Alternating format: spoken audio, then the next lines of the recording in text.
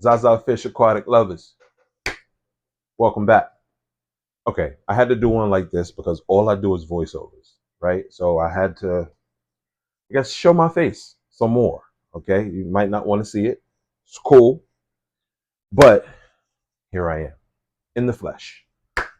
Bishop Za. That's gonna be my name. Bishop Za. All right, cool. So what we doing here is I wanted to go over the Fluval Evo 13.5, how I put it together, the products that I use. So this is one of my videos for educational purposes. So as we say in the hood, let me learn you something. Feel me? Let me learn you something. All right.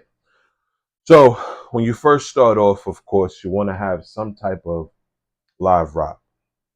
I purchased a piece of live rock from one of the pet stores. Fairly cheap. I think I paid about 20 bucks for the little purple rock in the back. I had other live rock that I had to go and farm from other tanks, but my live rock was good. So you have to get some live rock, some type of live rock. You want to get your bacterias up. You want some of that old stuff, stuff that's already been established. So when you're starting your cycle, your bacteria has something to adhere to. Okay. Second thing we do is we get our substrate. All right. I started off with sand. Sand is bad. Sand is bad. I don't like sand per se. I know a lot of people who live by sand in this saltwater world. This is my way. This is what I'm doing. This is the way I'm doing it.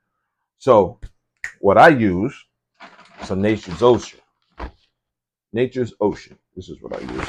So it's not live, so it doesn't have that live bacteria, but it does have a lot of things to keep your pH balanced.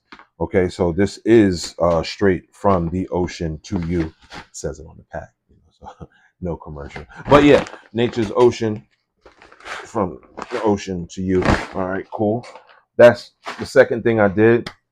Um, Also, when it comes to the Fluval Evo 13.5, you have your filtration in the back already.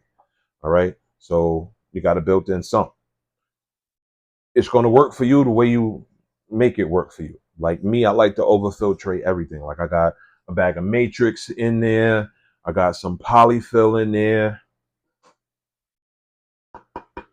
Give me pure blue in there. Feel me? So those are the things that I put inside of the filtration. So I like to keep that thing going. Of course, we like to keep it balanced. I like my water clear. Also, what I did was my upgrade, a Fluval Mini Protein Skimmer. Do I need it right now per se? No. May I need it in the future? Yes. That's why I got it. I might need it, so I might as well have it. This hobby itself, when you switch over to salt water from freshwater, because of course I still have my 4 freshwater tanks. So this is my trial and error tank. I don't think I'm gonna have no errors. I'm the darn at this. But when you switch over to salt water, it's not so crazy, but the setup is going to take you a minute. You're at least going to spend 5 to 800 setting yourself up. What you don't want to do is fall into the mistake of saying that you could do it your way or do it. You can miss some steps. Like your RO water. You see all these buckets I got? Got 3 buckets full of RO water. That's to keep topping off this tank. Ayo, pause. Pause. All right, so that's how I'm going to keep topping off this tank. I hate that. But anyway, this is what they say in the hobby world. You're going to spend $500 to $800 setting yourself up. You have to be patient, be patient, be patient. This isn't something you could rush. Your salt levels have to rise. You have to have 0 ammonia, 0 nitrates. I believe your phosphates have to be at 0. I'm still learning. Y'all going to talk mess. That's what we here for.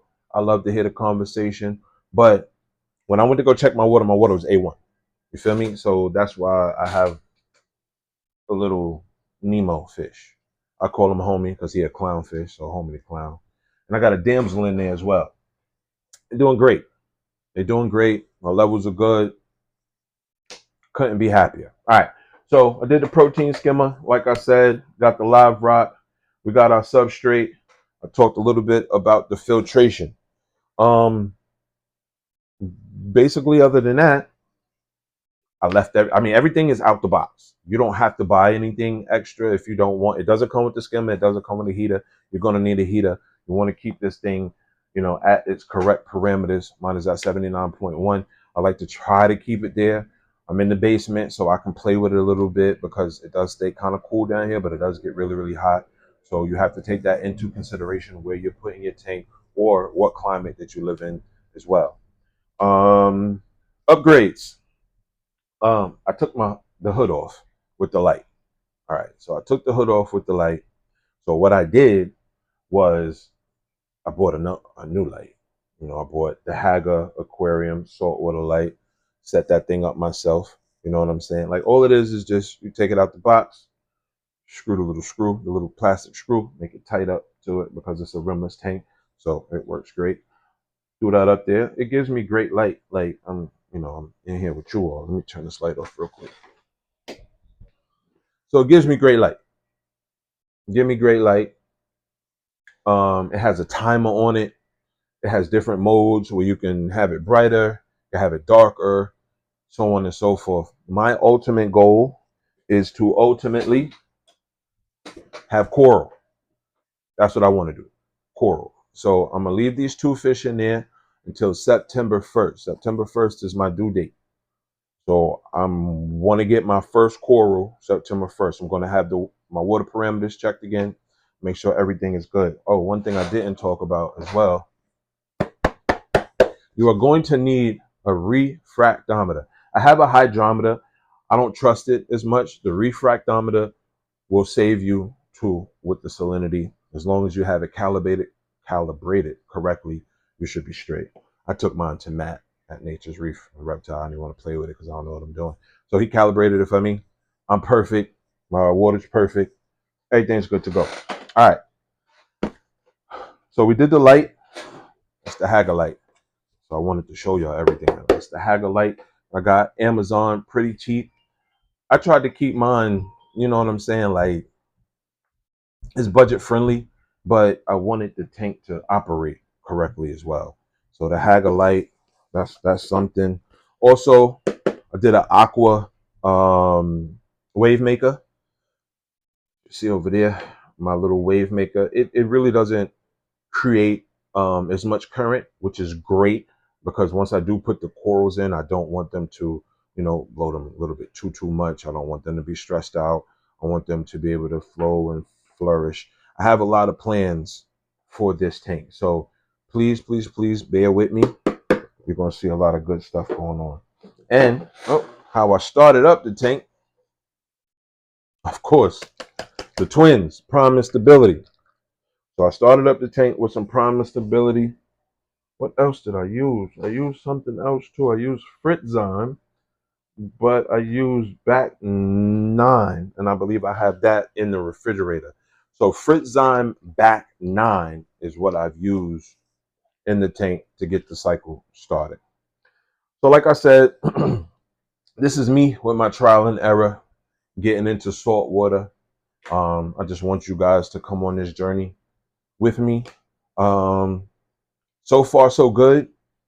It's been simple. I haven't run into any issues yet. Everybody keeps talking about the ugly stage that you go through, that the water turns yellow, this and this. I'm not worried about any of that. I know it's going to take time, but we're going to make this thing happen. Like, we're going to make it happen. It's going to look great, and we're all going to celebrate. All right? All right, neighborhood. So I appreciate y'all for giving me this little bit of time, letting me explain myself and learn y'all something my way. But like I said, it's my way. So y'all can cut up in the comments if y'all want. That's cool. I appreciate it. But until next time, neighborhood, we out.